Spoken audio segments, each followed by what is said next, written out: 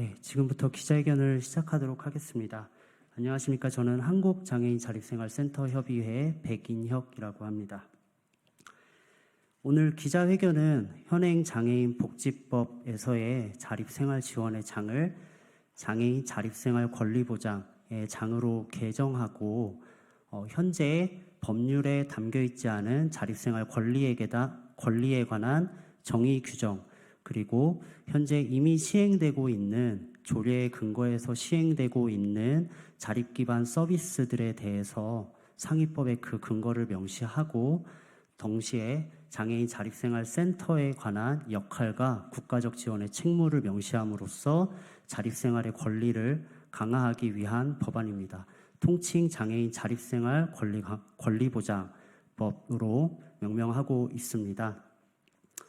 해당 법안은 작년 12월에 21대 국회 하반기에 국회를 통과했었던 통칭 복지시설화 법안, 장애인 자립생활센터를 복지시설로 수렴시켜서 관리와 통제의 효율성을 제고하겠다라고 했었던 시의 법안이 불러일으킬 모순과 우려점들에 대한 상당 부분도 불식시킬 수 있는 법안입니다. 본 법안은 더불어민주당 서미화 의원님, 조국혁신당 김선민 의원님께서 공동 대표 발의하셨고, 김재원 의원님, 이기헌 의원님, 황운하 의원님, 정종덕 의원님, 강선우 의원님, 이병진 의원님, 박민규 의원님, 윤종호 의원님, 김현정 의원님께서 함께 공동 발의자로 서명하셨습니다. 단상위의 기자회견 참석자들을 소개하겠습니다. 먼저 법안의 공동대표 발의자인 더불어민주당 서미화 의원님 나오셨습니다. 마찬가지로 법안의 공동대표 발의자인 조국혁신당의 김선민 의원님 자리에 함께 하십니다. 이어서 단체 참석자들입니다. 한국장애인 자립생활센터 협의회 최용기 회장님 오셨습니다. 한국장애인 자립생활센터 협의회 동료상담위원장인 김준우 동료상담위원장님 오셨습니다. 피플퍼스트 서울센터의 박현철 센터장님과 문혁활동가님 나오셨습니다. 장애여성 독립생활센터 숨의 고나영 활동가님, 정주희 활동가님 오셨습니다. 기자회견의 순서는 저의 소개 발언에 이어서 박현철 센터장님의 발언, 고나영 활동가님의 발언을 진행한 후에 서미화 의원님, 최용기 회장님, 김선민 의원님, 김준우 동료상담위원장님의 순서로 회견문을 낭독하도록 하겠습니다. 먼저 박현철 센터장님 앞으로 모시겠습니다.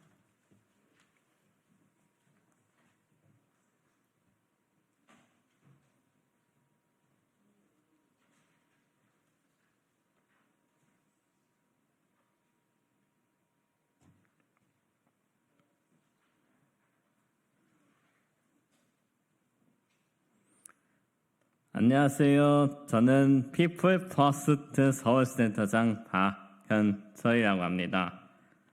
피플 퍼스트 서울센터는 발달장애인 소수 육성형 센터로 서울시의 지원을 받아서 2017년부터 운영하고 있습니다. 한국에서 발달장애인 자립생활센터가 처음 생긴 것은 2016년으로 복지부 지원을 통해 대구광역시에서 시작되었습니다. 피플 퍼스트 서울센터는 두 번째로 만들어진 발달장애인 자립생활센터로 자립생활센터 역사상 처음으로 발달장애인이 리더인자 센터장으로 지휘한 장애인 자립생활센터입니다. 2021년 기준으로 전국에 251개의 장애인 자립생활센터가 운영되고 있습니다. 그 중에 8개의 센터가 발달장애인 또는 발달장애인 특화센터 유형으로 이 센터들 중 7개의 센터가 발달장애인 동료 상담가를 두고 있고 6개의 센터는 발달장애인 센터장이 리더로서 일을 하고 있습니다. 지역적으로 살펴보면 서울 지역에서는 소수 육성형으로 발달장애인 자립생활센터 3개소와 발달장애인 특화센터 2개소가 운영 중이고 대구, 인천, 충북에도 하나씩 운영되고 있습니다. 발달장애인 특화센터는 서울시가 2022년 공부만 유형으로 이용자의 50%와 동료 상담가를 발달장애인으로 제어하는 조건을 만들어진 센터입니다. 발달장애인 특화센터의 주야는 발달장애인 자립생활센터와 그 발달장애인 센터의 장애 능력을 의심하고 당사자성을 부정한 결과로 이 유형의 등장은 더 이상 발달장애인 센터장이 나올 수 없다라는 절망감을 느끼겠습니다. 그리고 이어서 2023년에는 장애인 복지법이 개정이 진행되었습니다. 기존의 자립생활센터의 의미를 서비스 전문화와 운영의 안정화를 명분으로 하는 자립생활 지원시설의 방향으로 개편이 되어서 우리가 외치는 장애인 자립생활센터의 명분을 잃을까봐 우려하고 있습니다. 이 복지시설 개정에 있어 우리 센터의 가장 큰 고민은 발달장애인을 이용자로 두는 구조를 갖는다는 것입니다. 장애인 자립생활센터가 활동을 시작한 지 20년이 넘었습니다.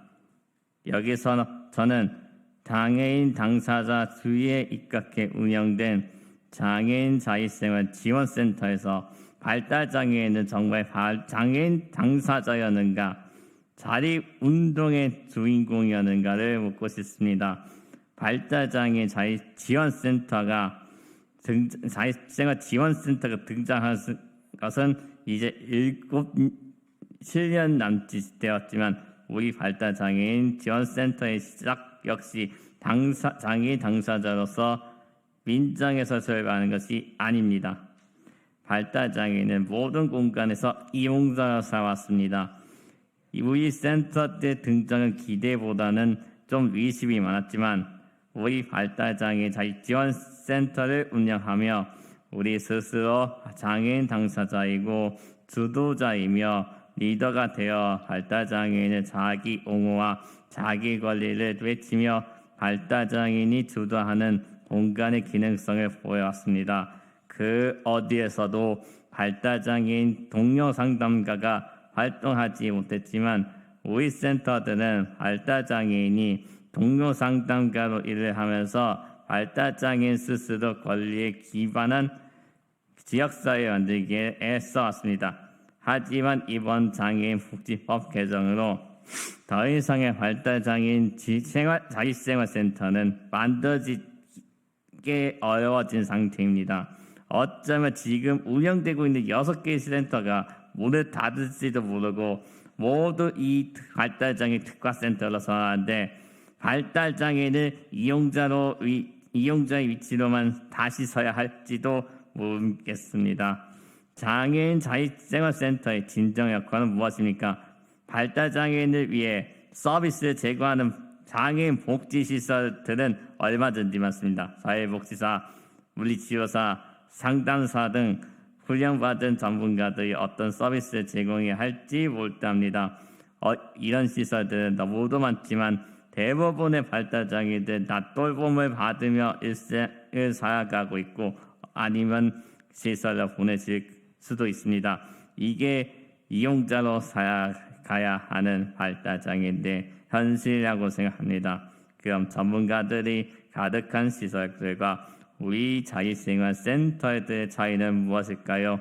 누군가의 기능을 나아지게 한다는 건가, 어떤 시간을 그냥 보낸다거나 하는 것이 아니라 함께 살아가는 세상에서 자립을 함께 꿈꾸고 당사자들만이 알고 할 수 있는 지원으로 실패와 성공을 함께하는 공간이란 것입니다. 전문가들로 가득한 복지시설 유형 중 하나로 자립생활센터를 넣는다고 한들 장애인들에게는 아무런 의미가 없을 것입니다. 전문가가 발달장애인 당사자의 삶과 자립을 위해 성공과 실패를 함께 할 리 없습니다. 지금 개정된 장애인 복지법은 장애인 자립생활센터가 꼭 운영돼야 하는 명분을 담지 못합니다. 서비스의 양질과 같은 것을 명분으로 삼아서 더 많이 더 잘 일할 수 있는 사람들만 센터 구성이 될 수 있을 것입니다. 이런 센터들에서 더 이상 발달장애인 센터장은 나올 수 없을 것입니다. 동료 상담가로 일을 해도 실적을 채우지 못하는데 압박을 받거나 발달장애인들에게 동료 상담가로 활동할 기회를 다시 빼앗아 가게 될 것입니다. 2023년 장애인복지법 개정으로 모든 장애인 자립 지원센터들의 운영이 위태롭겠지만 발달장애인 센터에게는 위기 정도가 아니라 아예 사라질 수도 있는 위기가 될 것이라고 생각합니다. 2023년 장애인복지법 개혁에 없고 당사자들과 당당히 운영하고 리더로 활동하고 자립을 꿈꿀 수 있는 권리에 기반한 센터의 운영이 모색되어야 할 것입니다. 오늘 이 자리에 그 시작이 될 수 있기를 간절히 바랍니다.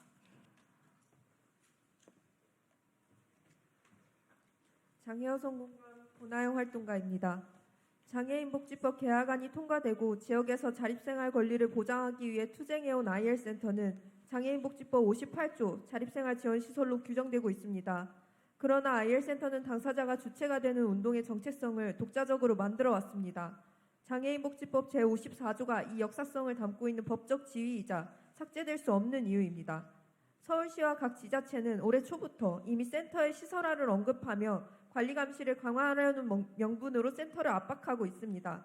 실제로 운영 현황 파악을 목적으로 상세한 자료를 요구받고 있으며 이것은 활동의 지속성을 위한 것이 아닌 자격과 기준을 검증하려는 의도로 인식될 수밖에 없습니다.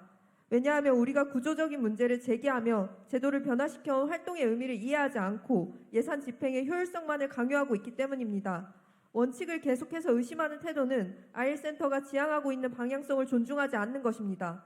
이러한 위치를 계속 만들면서 어떻게 상호 협력적인 관계가 될 수 있습니까? 그럼에도 불구하고 현장에서는 한 사람의 삶으로부터 투쟁이 시작되기 위해 집과 시설에서 고립되어 살아가지 않기 위해 권익옹호 활동을 지키며 만들어갑니다. IL센터는 서비스 전달 체계의 역할만으로 남지 않고 20년의 역사의 운동성을 잃지 않기 위해서 54조의 정체성을 지켜갈 수 있어야 합니다. 장애인 자립생활 운동이 말하고 있는 주체적인 삶은 자격과 능력이 있어야 가능한 것이 아니라 지역사회에서 다른 이들과 관계 맺으며 살아간 과정 속에서 만들 수 있습니다. 지금껏 그래왔듯이 누구도 배제되지 않고 살아갈 수 있는 사회를 만들기 위해서 나서고 목소리 내고 때로는 싸우는 것이 IL센터 고유의 활동이자 역할입니다. IL센터의 전문성이라는 말로 더 이상 활동을 폄하하지 마십시오. IL센터가 존재함으로써 갈 곳 없는, 가진 것 없는 사람들이 문턱에 걸리지 않고 올 수 있는 공간이 있습니다. 우리의 역사를 지우지 말라는 외침은 우리의 현장에 장애인들이 활동하고 있으며 장애인들이 활동하기 위해 투쟁해온 공간이 어떻게 이어지고 있는지를 똑똑히 보라는 뜻입니다. 국가가 방치한 장애인들은 서로를 지지하고 돌보며 자신의 삶과 세상을 변화시켜 왔습니다. 장애인 자립생활 권리보장법 발의는 국가의 지원이나 체계 속에 끼워 맞추는 삶을 거부하고 서로 돌보는 삶을 가능하게 만드는 자립생활 운동의 이념을 유지할 수 있도록 요구합니다. 장애를 가진 몸과 다양한 정체성을 가진 몸으로 함께하는 사람들이 일궈온 현장의 힘으로 앞으로도 더 말하고 더 행동할 것입니다. 지금처럼 같이 모여 싸워나갈 것입니다. 투쟁! 네. 이어서 서미화 의원님의 서문 낭독으로 기자회견문 낭독을 시작하도록 하겠습니다.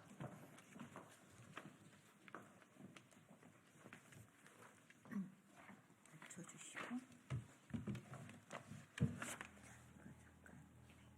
소리가 나는 게 있고 안 나는 게 있어서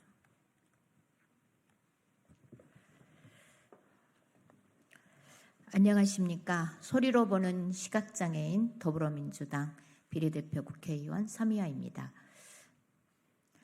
장애인 자립생활 권리 실현 인프라 강화 장애인 자립생활 권리 보장법 발의 기자회견문.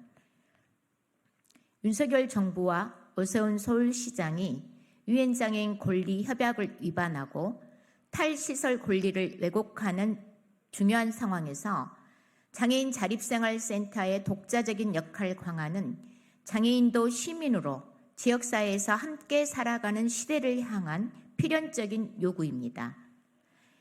유엔 장애인 권리 협약 등 국제 인권 규범에 근거한 장애인 당사자 권리 옹호 지원 체계인 장애인 자립생활센터의 활동 그 자체가 권리로서 보장되어야 하는 것입니다. 이에 장애인의 동료성에 기반하여 주체적인 자조 옹호 활동을 하는 장애인 자립생활센터의 정체성을 확립하고 21대 국회에서 통과한 장애인 복지법 개정안의 한계를 보완하기 위한 취지로 장애인 자립생활 권리보장법을 발의하고자 합니다. 장애인 자립생활 권리보장법은 장애인의 자립생활에 관한 전반 사항을 규정하고 있는 장애인 복지법 제4장 장애인 자립생활 지원을 자립생활 권리 보장으로 강화하는 내용을 골자로 합니다. 주요 내용으로 제53조 자립생활 지원, 53조 2 자립생활 지원 신청, 53조 3 시설 퇴소 및 전환 지원, 53조 4 자립생활 주택 제공을 추가하여 각 지자체에서 이미 시행 중인 장애인 자립생활 지원 조례의 상위법의 법적 기능을 할 수 있게 했습니다. 또한 제54조 명칭을 장애인 자립생활 지원센터에서 장애인 자립생활센터로 수정하고 장애인 자립생활센터의 고유 역할과 국가 및 지방자치단체의 지원 의무를 법률로 규정하였습니다.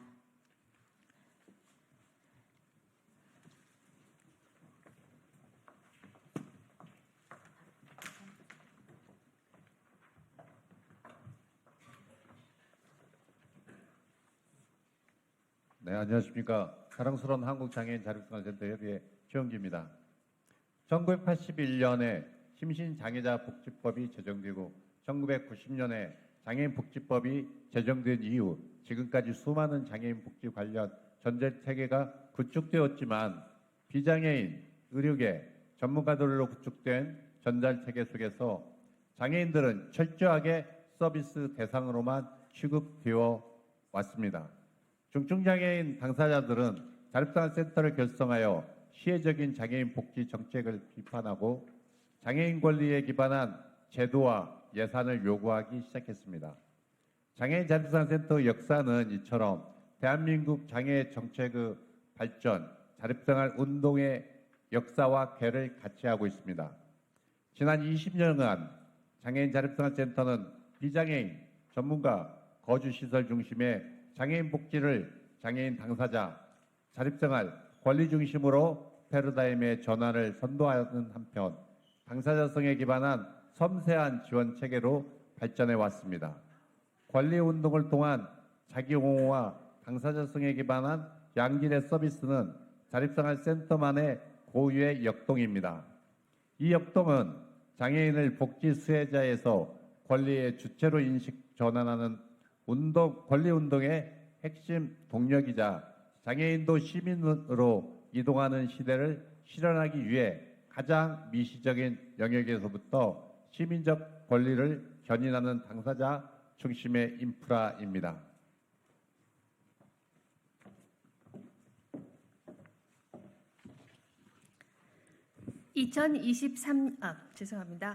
조국혁신당 국회의원 김선민입니다. 2023년 12월에 통과한 장애인복지법 개정안 역시 자립생활센터가 관리되지 않는 서비스 제공기관이라는 왜곡된 저평가에 근거하여 추진됐습니다. 자립생활센터의 중요성, 자립생활센터 육성 및 지원에 대한 국가와 지방자치단체의 책무를 논의하는 것은 부재했습니다. 현존하는 장애인 자립생활센터를 장애인 복지시설로 모조리 편입한다는 것은 장애인 자립생활센터가 지니고 있는 장애인 복지시설과 차별화된 지향을 약화하고 기존 장애인 복지시설이 아닌 한계를 답습할 우려가 높습니다. 한국장애인 자립생활센터 협의회 김준우 도무사위원장입니다. 21대 국회에 통과한 장애인 복지법 개정 추진 이변에는 장애인 자립생활센터에 대한 행정당국의 몰이해와 과열시 여전히 낮은 지원 수준에 머물렀던 장애인 자립생활센터의 열악함이 있었습니다. 그러나 장애인 자립생활센터의 지원 강화 요구를 장애인 자립생활센터의 정체성과 맞바꿀 수는 없습니다.